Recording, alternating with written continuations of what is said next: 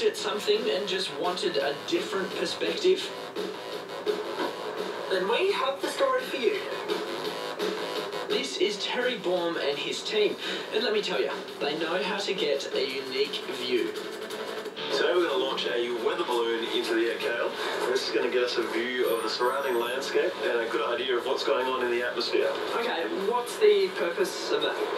The purpose of this is to gather information that's used for weather forecasting and to give us a good idea as to what's going on in our climate. Well, the first thing we're going to do, Cal, is take this balloon and fill it with helium from this cylinder. This is what's going to lift everything into the air. Okay, what's this here? What you've got here is one of our radar reflectors. These are used so that ground radar stations and aeroplanes can track our balloon and our equipment through the air. Yeah, how is that connected to the balloon? Is it close or? So we tie everything to the balloon, and we use quite a long string between the radar reflector, the balloon, and the rest of our equipment, like our GPS tracking system here, which Mark is preparing.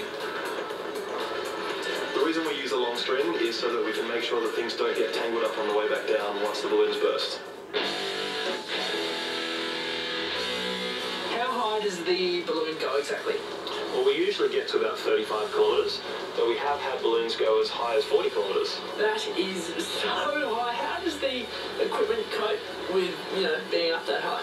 Yeah, well, the main problem that we have so high is that the temperature is really low, so all of our equipment has to be specially designed to work at minus 50 degrees or lower. Sweet. Okay, well, let's get her in the air.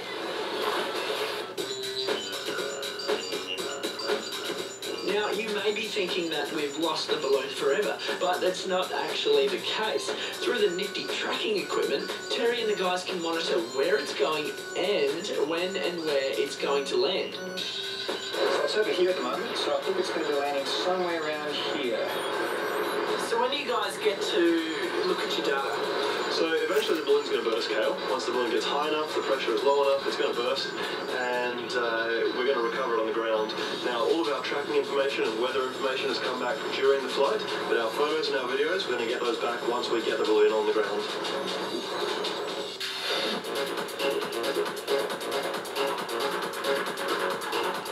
Better go find the balloon.